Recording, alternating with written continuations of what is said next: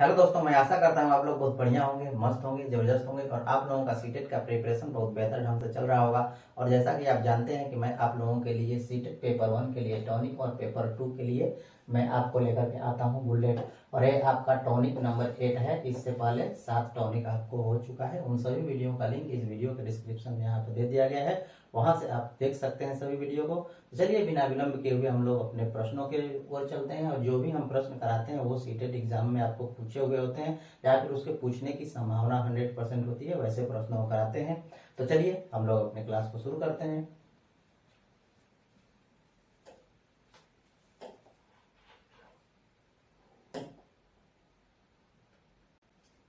अब ये देखिए आपका प्रश्न है, ये अभी आपको सीटेट में पूछा हुआ प्रश्न है और इस पैटर्न पर आपको एक प्रश्न निश्चित है कि सीटेट पूछता है। देखिए प्रश्न क्या कह रहा है, इसको पढ़िए। कह रहा है कि एक स्कूल में आधे छात्र बैडमिंटन खेलते हैं। यदि स्कूल में पूरे छात्र के कुल छात्र के बारे में बात किया जाए कि कुल कितने छात्र हैं, तो उसको हम लोग मान लेते हैं x।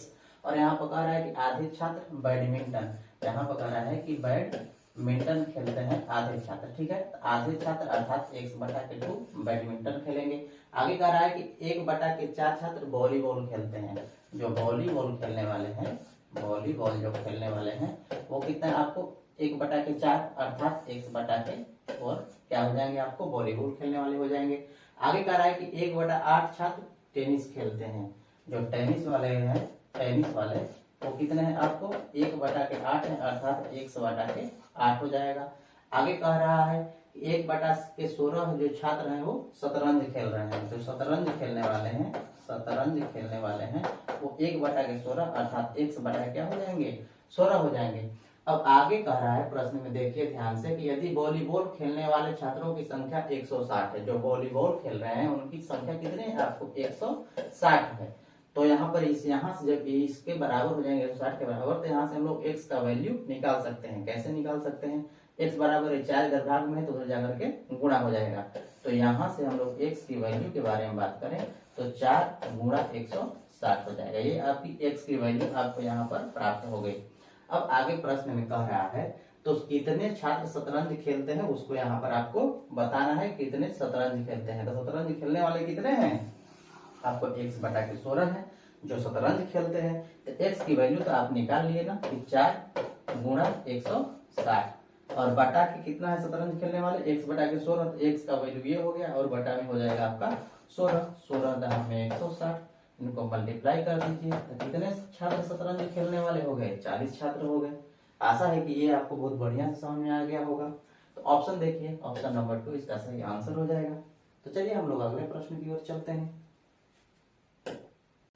अब ये देखिए आपका प्रश्न है, ये कह रहा है कि 18.3/4 में कितने चतुर्थांश हैं। ठीक है, चतुर्थांश अर्थात एक का यदि चतुर्थांश के बारे में बात की जाए कि एक का चतुर्थांश क्या होगा, तो एक का चतुर्थांश 1/4 होता है। उसी तरह से यहाँ पर कह रहा है कि 18.3/4 में कितने चतुर्थांश है उसको आपको बताना है। जो 18.3/4 है इसमें कितने चतुर्थांश है, तो बटा में 4 है अर्थात चतुर्थांश तो है ही, लेकिन किसका चतुर्थांश है उसी को आपको निकालना है। तो यहाँ पर आप इसको आप गुणा कर सकते हैं तो कितना हो जाएगा 18 36 गुना के 72 3 75, ये हो जाएगा आपको 75/4 अर्थात ये क्या है 75 का चतुर्थांश है। ये क्या है आपको 75 गुणा 1/4। तो 75 का क्या हुआ, ये चतुर्थांश हुआ। जो ये है वो 75 का चतुर्थांश है। तो ऑप्शन नंबर 3 इसका सही आंसर हो जाएगा। आशा है कि ये भी बात आपको समझ में आ गई होगी। तो चलिए हम लोग अगले प्रश्न की ओर चलते हैं। अब देखिए ये आपका प्रश्न है। प्रश्न कह रहा है कि जो आपको डिजिट दी हुई है निम्नलिखित में से रिक्त स्थानों में व्यवस्थित किया गया है। इन डिजिट को 6 रिक्त स्थान है और ये 6 टोटल डिजिट है। आगे कह रहा है कि योग करने पर अधिकतम संभव संख्या इनमें से क्या होगी, वही आपको यहाँ पर निकालना है। जो इनको योग करेंगे तो अधिकतम संख्या आनी चाहिए। तो इनका योग करने का तरीका इस तरह से है कि इसको 6 हो जाएगा, आपको 8 हो जाएगा, ठीक है, और आपको यहाँ पर 7 हो जाएगा और यहाँ पर आपको 3 हो जाएगा, 4 हो जाएगा, 2 हो जाएगा। कुछ भी इस तरह से जोड़ दें आप यदि इसमें, तो क्या वो अधिकतम प्राप्त होगा, नहीं प्राप्त होगा। वही अधिकतम जानना है कि अधिकतम कैसे प्राप्त होगा इसमें संख्या। तो यदि हम इसको अधिकतम संख्या प्राप्त करना चाहें तो अधिकतम संख्या प्राप्त करने के लिए जो इसके बाएं साइड में जितने भी अक्षर होंगे वो सबसे बड़े अक्षर होने पड़ेंगे, तभी वो सबसे अधिकतम संख्या प्राप्त करेंगे। तो वो संख्या क्या हो जाएगी, आपको 8 लेंगे, 6 लेंगे और 3 लेंगे, एक एक गैप करके लेंगे। तो हम संख्याओं को लेते हैं, जैसे हमने ले लिया 8 ले लिया, 6 ले लिया और 3 ले लिया, ये अपने आप में एक अधिकतम संख्या है। और यहाँ पर इस प्रश्न का अंदरूनी कहने का मतलब यह है कि एक डिजिट का एक ही बार आपको प्रयोग करना है। ऐसी बात नहीं है कि इन सारे डिजिटों को पुनः दोबारा आप प्रयोग करके और मैक्सिमम आप संख्या निकाल दें, ऐसा नहीं करना है। अब इसके बाद जो बची संख्या वो 7 हो गई, 4 हो गई और यहाँ पर 2 हो गई। ध्यान दीजिएगा, ये 8 है, 6 है, 3 है, 4 है, 7 है, 2 है। जो इधर वाली डिजिट है तो इसको सबसे बड़ी संख्या बनाती है। ठीक है, अब इनको यदि आप जोड़िएगा तो 3 2 5 6 4 10 के 0, 8 7 15 1 16, 16 105 क्या होगी आपको, वो मैक्सिमम संख्या होगी जो इनको जोड़ने बनेगा। आप कहेंगे कि नहीं ऐसा हम नहीं जोड़ेंगे, हम जो हमको जैसे इच्छा करेगा वैसे जोड़ेंगे। इसके अलावा चाहे किसी भी तरीका से आप जोड़ लीजिएगा, ये संख्या इसके बराबर या फिर इससे बड़ी नहीं हो पाएगी, यही सबसे मैक्सिमम होगी। चलिए हम आपकी बात मान करके इसको दूसरे तरीके से जोड़ते हैं। मान लीजिए हमने इसे जोड़ दिया, आपको यहाँ पर 8 है, 7 है, 6 है, 8 ले लिया, 7 ले लिया, 6 ले लिया। अब इसमें बचा कौन सी संख्या, अब बची ये वाली संख्या। अब इनको जोड़ दीजिए, तो 4 3 2, ये भी क्या है अपने आप में बड़ी है। इनको जोड़िए, इनको जोड़िएगा तो क्या आपको प्राप्त होगा, 8 प्राप्त होगा। 7 3 10 के 0, बचा कितना 1, 8 4 12 1 13, ये 1308। क्या 1308 इस संख्या से बड़ी है, इस संख्या से बड़ी नहीं है। तो आपको जोड़ने का तरीका भी पता होना चाहिए, कैसे इसे जोड़ना है, किसको लेना है और किसको छोड़ना है। ठीक है, तो आशा है कि ये बात आपको पता चल गई होगी। यदि पता चल गई होगी तो चलिए हम अगले प्रश्न की ओर चलते हैं। अब देखिए ये आपका प्रश्न है, कह रहा है कि यहाँ पर जो डाक की दरें हैं निम्नलिखित दी हुई हैं और यहाँ पर आपको पूछ रहा है कि दीपा 2 पार्सल क्रमशः 250 ग्राम और 300 ग्राम। यहाँ पर कह रही है, यहाँ पर दीपा जो है वो 250 ग्राम की और यहाँ पर 300 ग्राम की, और भी इसमें कुछ है। आगे कह रहा है कि 20 ग्राम और 35 ग्राम, 20 ग्राम और 35 ग्राम की पार्सल क्या करती है, वो भेजना चाहती है। तो उसे कितना डाक शुल्क देना होगा, यहाँ पर वो पूछ रहा है कि 250 ग्राम, 300 ग्राम, 20 ग्राम, 35 ग्राम का पार्सल भेजना चाहती है। यहाँ पर उनका ग्राम के हिसाब से उनका दरें है कि इतने ग्राम तक के इतने भेजा जाएगा।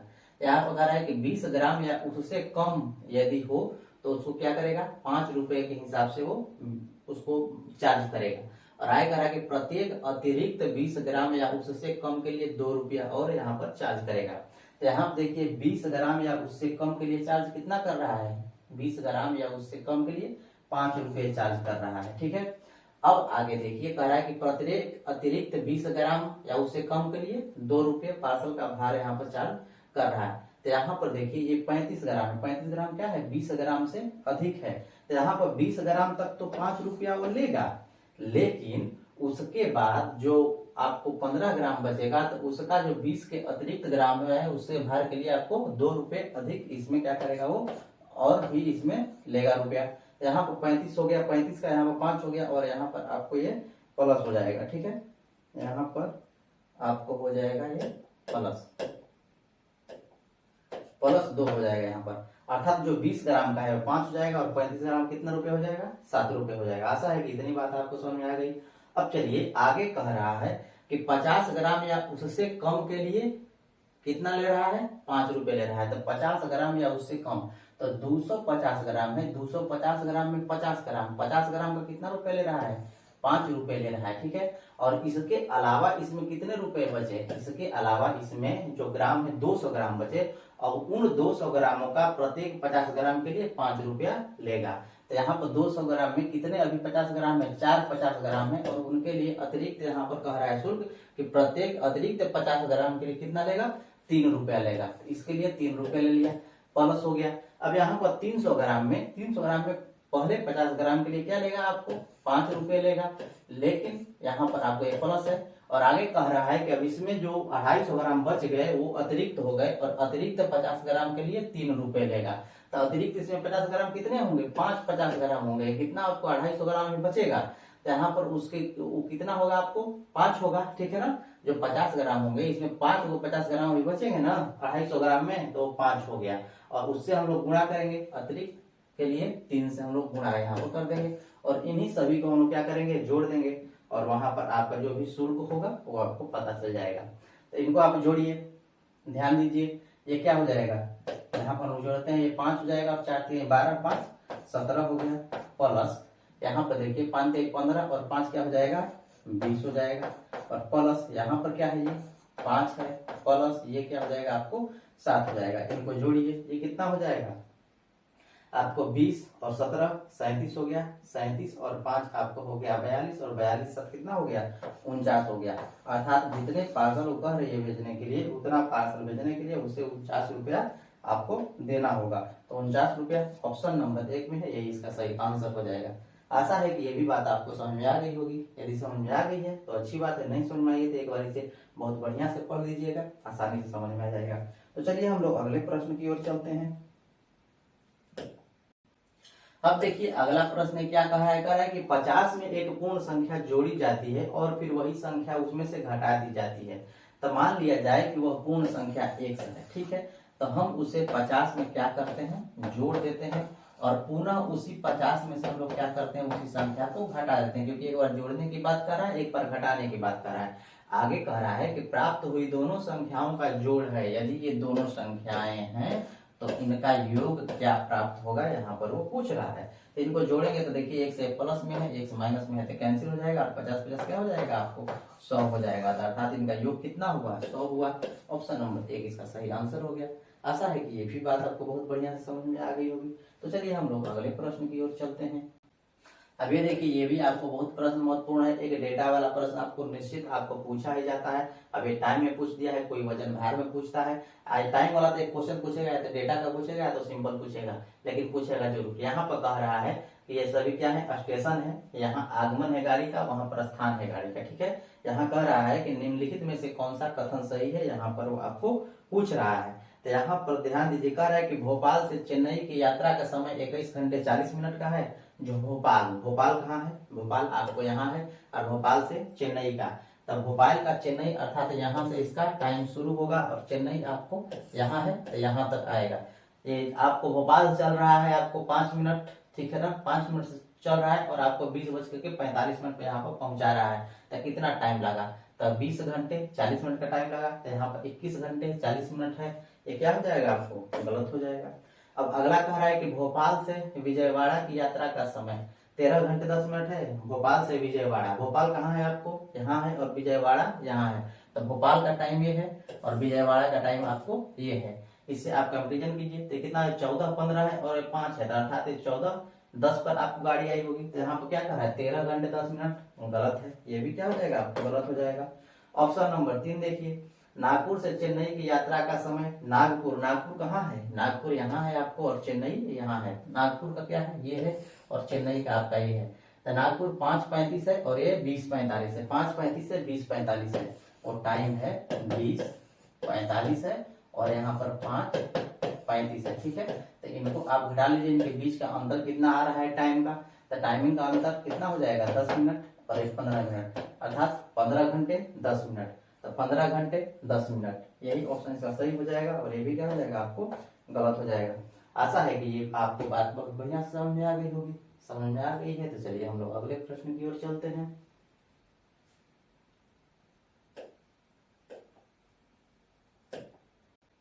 अब देखिए ये आपका अगला प्रश्न है, कह रहा है कि एक बीकर के 3/7 भाग में पानी है, ठीक है। एक बीकर जो है, बीकर यदि मान लिया जाए कि जो बीकर है वो बीकर का आयतन टोटल यदि 1 मान लिया जाए, ठीक है। तो यहाँ पर कह रहा है कि 3/7 भाग में पानी है, 3/7 भाग में क्या है पानी है, अर्थात 3x/7 भाग क्या है उसका पानी है। आगे कह रहा है कि बीकर को ऊपर तक पानी से भरने के लिए 16 लीटर पानी की आवश्यकता है, अर्थात अकॉर्डिंग टू क्वेश्चन जो प्रश्न कह रहा है उसके अनुसार से इस जो बीकर को है पूरा भरने के लिए, अर्थात x के बराबर इस चीज को करने के लिए, पानी करने के लिए इसमें 16 लीटर और पानी मिलाना पड़ेगा, अर्थात 3x/7 में यदि हम 16 लीटर और पानी मिला देते हैं, ये तो पानी है और इसमें और इतना पानी मिला लेते हैं तो क्या हो जाएगा, बीकर के पूरे वॉल्यूम के बराबर हो जाएगा। तो यहाँ पर कह रहा है कि बीकर की धारिता क्या है, वही यहाँ पर आपको पूछ रहा है कि जो x है वो क्या है, यहाँ पर पूछ रहा है। इसी को आप कैलकुलेट कर सकते हैं, आसानी से कैलकुलेट कीजिए। अब कैलकुलेट यदि आप कीजिएगा यहाँ से, तो देखिए यहाँ पे क्या हो जाएगा 3x प्लस यहाँ पे क्या हो जाएगा गुणा हो जाएगा, तो 7 42 हो जाएगा, और 7 का 7 4 11 112 हो जाएगा, और बटा में 7 है, और यहाँ पर यह x के बराबर है, x के बराबर है 7, इधर भाग में इधर आएगा तो आपको गुणा में हो जाएगा। तो यहाँ पर क्या हो जाएगा, ये 7x हो जाएगा बराबर 3x प्लस 112 हो गया। ठीक है, अब यहाँ से निकाल सकते हैं 4x बराबर क्या हो जाएगा, ये 3x है, इधर आएगा तो 4x हो जाएगा, साथ में से घट जाएगा और यहाँ हो जाएगा 112। अब इसको कैंसिल कर लीजिए, 4 गुना के 8 और चौके 32, अर्थात x क्या आया आपको, x आ गया 28, अर्थात जो x क्या है वहां धारिता है ना बीकर की, जो बीकर है उसकी धारिता है, बीकर की धारिता है, तो x क्या है अब 28 और 28 क्या आएगा आपको लीटर में आएगा। ठीक है, तो यहाँ पर ऑप्शन देख लीजिए, क्योंकि सभी चीज लीटर में है तो ये भी क्या होगा लीटर में होगा। 28 कहाँ है, 28 ऑप्शन नंबर 1 में है, यही इसका सही आंसर हो जाएगा। आशा है कि ये भी बात आपको समझ में आ गई होगी। तो चलिए हम लोग अगले प्रश्न की ओर चलते हैं। अब देखिए ये आपका अगला प्रश्न है, कह रहा है कि एक इस तरह का भी क्वेश्चन आपको बड़ा छोटा बताने के लिए आपको निश्चित है कि देता है।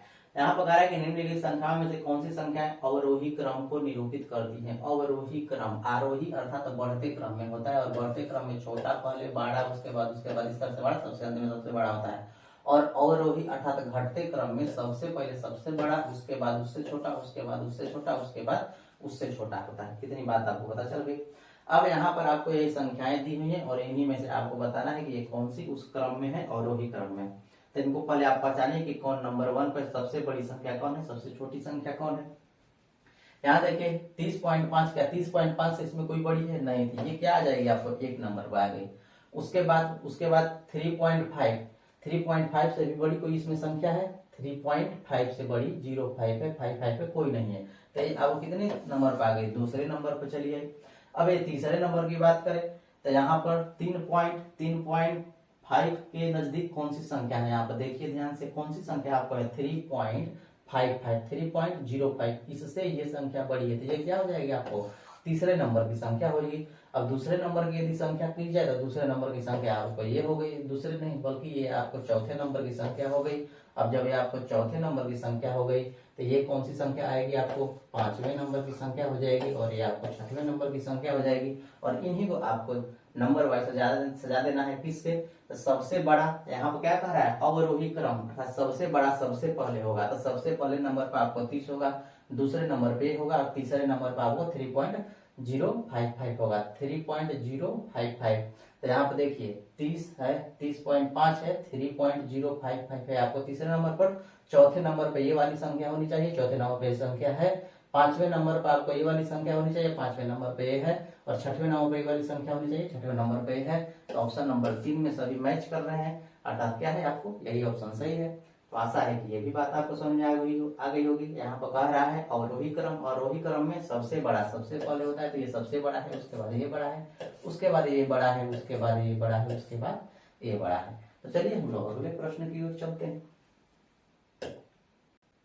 अब देखिए ये आपका प्रश्न है, कह रहा है कि एक दुकानदार ने 5.3 किलोग्राम, ठीक है, यहाँ पर सभी चीज क्या दी हुई है ऑप्शन में, ग्राम में, तो सबको हम लोग पहले ही ग्राम में बदल देते हैं। तो 5.3 किलोग्राम, 5.3 किलोग्राम का अर्थ क्या है 5300 आपको ग्राम हो गया। ठीक है, आगे कह रहा है कि 2100 ग्राम, 2100 ग्राम है। और आगे क्या कह रहा है कि किशमिश आपको 2.2 ग्राम आपको काजू है, अर्थात 2200 ग्राम क्या है आपका काजू हो गया। और आगे क्या कुछ कह रहा है, काजू मिला दिया तथा इस मिश्रण को बराबर बराबर 2 दर्जन पैकेट बना दिए और प्रत्येक पैकेट का भार क्या होगा, यहाँ पर वो पूछ रहा है। कह रहा है कि ये सभी क्या है आपको 5300 ग्राम यहाँ पर बादाम दिया हुआ है, 2100 ग्राम आपको यहाँ पर किशमिश दिया हुआ है और 2.2 किलोग्राम आपको यहाँ पर काजू दिया हुआ है तथा इस मिश्रण ये सभी को एक बार मिक्स कर दिया और यहाँ पर पैकेट बनाया। और पैकेट बनाया यहाँ पर कह रहा है कि 2 दर्जन अर्थात 24 पैकेट बनाए, तो एक पैकेट में कितनी मात्रा यहाँ पर ग्राम होगी वही यहाँ पर पूछ रहा है। तो इसके लिए कुछ नहीं करना है, सबको आप जोड़ दीजिए कि टोटल कितना ग्राम हुआ और 24 पैकेटों में भरना है तो 24 से भाग दे दीजिए, जितना होगा आपको एक पैकेट में कितना आएगा वो आपको पता चल जाएगा।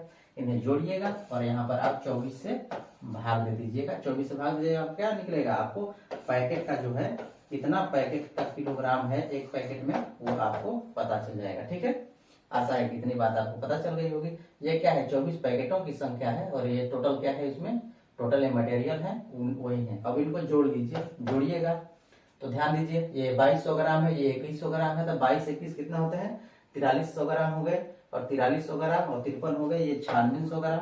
ठीक है, ये 9600 ग्राम है, ये आपको 24 है, इनसे कैंसिल कर दिए, 12 दूना के 24, और ये आपको इतनी 12/96 हो जाएगा, अर्थात ये क्या हो जाएगा 400 ग्राम। अर्थात जो एक पैकेट है वो आपका 400 ग्राम का होगा। एक पैकेट आपको कितना होगा 400 ग्राम के एक पैकेट होंगे। ऑप्शन देख लीजिए, ऑप्शन नंबर 3 इसका सही आंसर हो जाएगा। आशा है कि ये भी आपको अच्छी तरह से समझ में आ गया होगा। तो चलिए हम लोग अगले प्रश्न की ओर चलते हैं। अब देखिए ये आपका अगला प्रश्न कह रहा है कि आशा घर के खर्च में से कुछ रकम बचाकर एक मोबाइल फोन खरीदना चाहती है। प्रत्येक सप्ताह वह सोमवार को 50 रुपए, बुधवार को 100 रुपए और शुक्रवार को 80 रुपए बचाती है।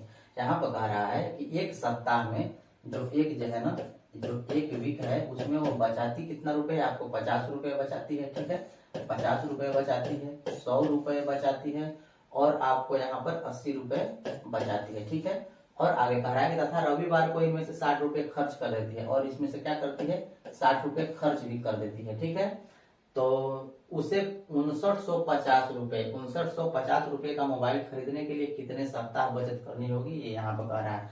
एक सप्ताह में इतनी बचत करती है, तो 5950 रुपए का बचत करने के लिए कितनी सप्ताह उसको लगेगा, यही यहाँ पर आपको पूछ रहा है।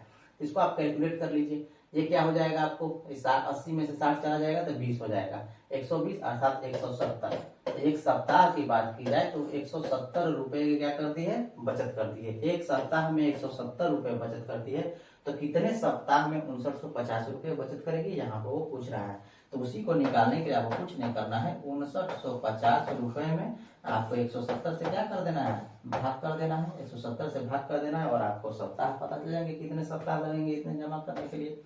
शून्य से शून्य आपको कैंसिल हो जाएगा, 17×51 हो जाएगा। ठीक है, 17×51, और यहाँ पर आपको आएगा 8, और 8 5 17 5 85, अर्थात कितने होंगे आपको 35 सप्ताह उसे लगेंगे 5950 रुपए इकट्ठा करने में। तो ऑप्शन नंबर 3 इसका सही आंसर हो जाएगा। आशा है कि ये भी बात आपको बहुत ही बढ़िया समझ में आ गया होगा। तो चलिए हम लोग अगले प्रश्न की ओर चलते हैं। अब देखिए ये आपका अगला प्रश्न कर रहा है कि मैं कौन सी संख्या हूं, मैं 2 अंकों की सम संख्या हूं। कह रहा है कि 2 अंकों की सम संख्या, सभी संख्याएं सम ही है। मैं 3 4 6 का सार्वगुणज हूँ, 3 4 6 का सार्वगुणज अर्थात कॉमन मल्टीपल। तो 3 4 6 का एलसीएम ले लीजिए, 3 4 और 6 का एलसीएम ले लीजिएगा, तो ये हो जाएगा आपको 12 हो जाएगा। ठीक है, तब 12 से देखिए ये भी कट रहा है, ये भी कट रहा है, और आपको ये नहीं कट रहा है। ठीक है, ये तो होगा नहीं। आगे कर रहा है कि ये 24 वो भी कट रहा है। आगे चलिए, कह रहा है कि मेरे कुल 9 गुणनखंड है। क्या है 9 गुणनखंड है। अब 9 गुणनखंड यहाँ पर 12 से कटने का अर्थ है कि इन सभी संख्याओं से कटना चाहिए। तो देखिए ये आपको 3 से नहीं कटेगा, आपको 4 से यहाँ पे कट जाएगा, लेकिन 6 से भी आपको नहीं कटेगा। ठीक है ना, आशा है कि इतनी बात आपको समझ में आ रही होगी। तो यहाँ पर आगे अब चलिए, यहाँ पर कह रहा है कि मेरे कुल 9 गुणनखंड है। 9 गुणनखंड है, तो इनमें किस संख्या को 9 गुणनखंड है यही आपको पता करना है। वो संख्या वो पता चल जाएगी और आपका आंसर पता हो जाएगा। यहाँ पर यदि हम 36 के गुणनखंडों की बात करें कि 36 के कौन कौन से गुणनखंड है, तो 36 को 1 काट सकता है, 2 काट सकता है, 3 काट सकता है, आपको 4 काट सकता है, 5 नहीं काट सकता, 6 काट सकता है, आपको यहाँ पर 7 नहीं काट सकता, 8 काट सकता है, 8 चौके 32, 8 नहीं काट सकता, आपको यहाँ पर 8 नहीं काट सकता, 9 काट सकता है, 9 काटेगा, उसके बाद आपको 12 काटेगा, 18 काटेगा, और आपको 36 काटेगा। कौन कितने काट रहे हैं 2 2 4 2 6 2 8 1 9। ये 9 संख्याएं क्या हो रही हैं, इसको काट दे रही हैं। जो ऑप्शन कह रहा है कि मेरे कुल 9 गुणनखंड है, कुल कितने गुणनखंड है 9 गुणनखंड है, तो 36 से कितने गुणनखंड आपको प्राप्त हो रहे हैं 9 गुणनखंड प्राप्त हो रहे हैं, अर्थात ऑप्शन नंबर 1 इसका सही आंसर हो जाएगा। यदि हम 48 की बात करें तो उसका भी आप गुणनखंड निकाल करके चेक कर सकते हैं, चेक कर लीजिएगा। तो चलिए हम लोग अगले प्रश्न की ओर चलते हैं। अभी देखिए दोस्तों, ये सीटेट का आपका पूछा हुआ प्रश्न है, और ये कह रहा है कि ये है तो रिक्त स्थान में क्या होगा। ये जो प्रश्न है आपको बाइनरी ऑपरेशन का है। इसका प्रश्न है आपको बाइनरी ऑपरेशन का, ये आपको प्रश्न है। ठीक है, द्विधारीय संक्रिया का आपको ये प्रश्न है। ठीक है, तो यहाँ पर जो बाइनरी ऑपरेशन है वो 2 पर डिपेंड करता है। ये जो 2 है ना, इसको हम लोग बेस कहते हैं, ठीक है। ये होता है आपका बेस। और बाइनरी ऑपरेशन को आपको डेसिमल नंबर सिस्टम में कैसे इसको चेंज करना है, चलिए मैं आपको बता देता हूँ थोड़ा सा। यहाँ पर ये संख्या है आपको 11, 0, 11 और इसका बेस है आपको 2। इस संख्या को आपको बदलना है। आपको जो सिस्टम में आप लिख रहे हैं, ये वाली जो संख्याएं लिखी हुई हैं, उस सिस्टम में आपको यहाँ पर लिखना है। तो उस सिस्टम में लिखने के लिए आपको कुछ नहीं करना है। यहाँ पर जो है ना, ये आपको काम करता है 2 के बेस पर। 2 के बेस पर अर्थात यहाँ पर हम लोग 2 का 0 रखेंगे, 2 का पावर क्या करेंगे, 0 रखेंगे। और उसी तरह से इधर बढ़ते हुए हम लोग बढ़ाते चलेंगे। इसके लिए 2 के पावर 0 होगा, इसके लिए 2 के पावर 1 हुआ, इसके लिए 2 के पावर 2 हो जाएगा, इसके लिए 2 के पावर 3 हो जाएगा और इसके लिए 2 के पावर 4 हो जाएगा। इतनी बात आपको समझ में आ गई। अब क्या करते हैं हम लोग, जो ये पावर में है, जो ये संख्या है, इनको गुणा करते हैं आपस में और जोड़ करके लिखते हैं। जो आएगा वही क्या कहलाएगा, वही आपको डेसिमल सिस्टम में इस संख्या का वैल्यू होगा, ठीक है। तो इसको आप कैलकुलेट कर सकते हैं। कैसे कीजिएगा, यहाँ पर देखिए 1 में गुणा कीजिएगा। 1 में मैं आपको थोड़ा सा इधर लिख रहा हूँ, ठीक है, यहाँ से लिखना शुरू कर रहा हूँ। 1 में आप गुणा कीजिएगा 2 के पावर 4 से। 1 में 2 के पावर 4 से गुणा कीजिएगा, प्लस पुनः ये 1 है 2 के पावर 3 से, पुनः प्लस ये 0 है 2 के पावर 2 से, प्लस आपको ये 1 है और इसका 2 के पावर 1 से, फिर प्लस आपको पुनः 1 है और उसका 2 के पावर 0 से, और इसी का वैल्यू आपको कैलकुलेट कर लेना है, ठीक है। तो ये क्या हो जाएगा आपको, ये हो जाएगा आपका 16, ये हो जाएगा 8, ये हो जाएगा 0 से मल्टीप्लाई हो जाएगा 0, प्लस ये हो जाएगा 2, प्लस देखिए 2 किसी भी संख्या का पावर 0 होता है तो उसका वैल्यू 1 होता है। अब 1 गुणा 1 क्या हो जाएगा, आपको 1 हो जाएगा। इसे आप जोड़ लीजिए तो कितना हो जाएगा, 16, 8, 24 और 3, 27। ये क्या हो गया आपको 27 हो गई। और इसको हम लोग इस तरह, जो डेसिमल सिस्टम वाले नंबर होते हैं उनको हम लोग इस तरह से लिखते हैं, ठीक है। तो ये हो गया आपको इतना। तो यहाँ पर कह रहा है कि रिक्त स्थान में क्या आएगा, तो रिक्त स्थान में 27 आएगा। यदि इसके बारे में बहुत बढ़िया से पढ़ना चाहते हैं तो इसका वीडियो में एक आपको बना दूंगा। आपको दशमलव वाली संख्या को कैसे आप बाइनरी में कन्वर्ट करेंगे, और इस जो आपको दशमलव वाली संख्या है, दशमलव संख्या पद्धति में जो 22 है उसको कैसे आप बाइनरी ऑपरेशन में कैसे लिख सकते हैं बाइनरी संख्या में, उसके बारे में मैं डिटेल एक वीडियो बना दूंगा और आप वहां से उसे देख सकते हैं। आशा है कि ये भी बात आपको समझ में आई होगी। बहुत ही आसान तरीका से मैंने आपको समझा दिया है। तो चलिए हम लोग अगले प्रश्न की ओर चलते हैं। अब देखिए ये आपका प्रश्न है, कह रहा है कि एक वर्ग की भुजा 10 सेंटीमीटर है, यदि वर्ग की भुजा दोगुनी कर दी जाए। कह रहा है कि कोई वर्ग है, ठीक है, और इसकी जो भुजा है वो 10 सेंटीमीटर है, ठीक है। तो यहाँ पर यदि हम इसका परिमाप के बारे में बात करें कि परिमाप इसका क्या होगा, तो परिमाप तो आप जानते हैं कि 4 गुना भुजा होता है, अर्थात 4 गुना 10, अर्थात इसका परिमाप आपको 40 हो गया, ठीक है। लेकिन आगे प्रश्न कहा है कि यदि वर्ग की भुजा को 2 गुनी कर दिया जाए, अर्थात इसकी भुजा जो है 20 कर दी जाए, ठीक है, तो कह रहा है कि उसके नया परिमाप में कितना गुना हो जाएगी, जो नया परिमाप है कितना गुना हो जाएगी। तो यहाँ से आप परिमाप पुनः निकाल सकते हैं। तो 4 गुना भुजा होता है, ये तो जानते हैं ना, 4 गुना भुजा होता है, अर्थात 4 गुना क्या हो जाएगा 20, अर्थात क्या हो गया 80। तो पहले था परिमाप आपका 40, अब हो गया 80, तो कितना गुना बढ़ गया, 2 गुना बढ़ गया। तो ऑप्शन नंबर ए इसका सही आंसर हो जाएगा। आशा है कि ये भी बात आपको बहुत बढ़िया समझ में आ गई होगी। तो चलिए हम लोग अगले प्रश्न की ओर चलते हैं। अब देखिए ये आपका प्रश्न है, कह रहा है कि निम्नलिखित में से किस अक्षर में क्षैतिज और ऊर्ध्वाधर सममित दोनों रेखाएं हैं। यहाँ पर क्षैतिज और ऊर्ध्वाधर करने का अर्थ है कि ये जो रेखा होता है ये ऊर्ध्वाधर रेखा होती है, ठीक है ना, और इसको हम लोग कहते हैं क्षैतिज। ये होता है आपका क्षैतिज। इतनी बात आपको पता होगी और पता होनी भी चाहिए। अब कह रहा है कि इनमें से कौन सा डिजिट है जो कि ये दोनों सममित प्रकट करती है। यदि y की बात करें तो प्रकट ही नहीं करेगा, a की बात करें तो ये आपको ऊर्ध्वाधर प्रकट करेगा, क्षैतिज प्रकट नहीं करेगा। यदि x की बात करें, x, अब x एक ऐसी संख्या है जो कि क्षैतिज और ऊर्ध्वाधर दोनों आपको प्रकट करेगी। तो इसको हम लोग इस तरह से करेंगे, ये करेंगे, ये करेंगे तो ऊर्ध्वाधर प्रकट करेगी। यहाँ पर कहने का अर्थ ये है कि सममित का अर्थ क्या होता है, आप जानते हैं, आपको मैंने बताया है कि जो ये वाली रेखा है, ठीक है ना, ये वाली रेखा है, इसको यदि हम बीच से काटते हैं तो इसका दोनों पार्ट क्या होना चाहिए, ये वाली जो भुजा है इस पर आकर के ओवरलैप करेगी और ये वाली भुजा है इस पर आकर ओवरलैप करेगी, ठीक है।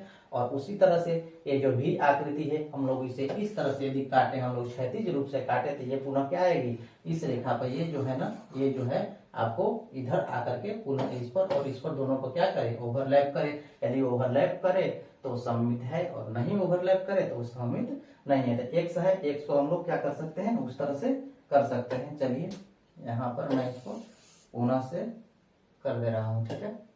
तो एक्स है ये, यहाँ पर ये एक्स है, तो एक्स को हम लोग इस तरह से भी, ध्यान दीजिएगा यहाँ पर इस तरह से भी काट करके इसे हम लोग मोड़ेंगे तो एक दूसरे पे इसकी रेखाएं क्या करेंगी, चिपक जाएंगी। और इस तरह से भी यदि हम इसे काटें, इस तरह से भी काट करके इसे हम लोग पन्ना पर मोड़े तो क्या हो जाएगा, दोनों रेखाएं इसकी एक दूसरे से बिल्कुल ओवरलैप कर जाएंगी। अर्थात एक से ही ऐसा है जो कि क्षैतिज और ऊर्ध्वाधर दोनों रेखाएं क्या कर रही हैं, सममित हो रही हैं। आशा है कि ये भी बात आपको समझ में आ गई होगी। यदि समझ में आ गई है तो चलिए हम लोग अगले प्रश्न की ओर चलते हैं।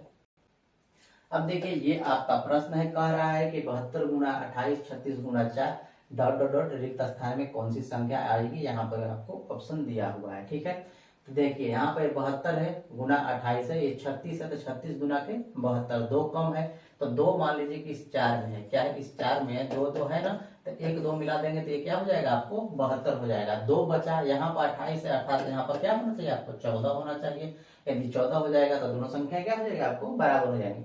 अब ऑप्शन पढ़िए क्या कर रहा है, ऑप्शन कर रहा है कि 7 का गुणज है, जो खाली स्थान में है वो 7 का गुणज है। हाँ है, 7 का गुणज तो है ही 14, 7 का गुणज है। आया कर रहा है कि एक अभाज्य संख्या है, क्या है 14 एक अभाज्य संख्या है, गलत बात है। 10 से कम है, 10 आपको यहाँ पे जो 14 है अभाज्य संख्या है, ठीक है। और यहाँ पर कह रहा है कि जो है 10 से कम है, 10 से कम तो है नहीं। यहाँ पर आगे कह रहा है कि आपको यहाँ पर एक सम संख्या है, हाँ एक सम संख्या है। और अगला ऑप्शन कह रहा है कि 56 का गुणनखंड है, तो 14 चौके 56 क्या है, गुणनखंड भी है। अर्थात ए डी ई इसके ऑप्शन है, तो ए डी ई इसके ऑप्शन सही हो जाएंगे। आशा है कि ये बात आपको समझ में आ गई होगी। यदि समझ में आ गई है तो अच्छी बात है, नहीं समझ में आई है तो भी अच्छी बात है। यदि वीडियो अच्छी लग रही है तो लाइक से सब्सक्राइब जरूर कर दीजिएगा और अपने दोस्तों में भी शेयर कर दीजिएगा। आज के लिए इतना ही, बने रहिएगा इसी तरह की वीडियो के लिए इस चैनल पर। देखने के लिए धन्यवाद।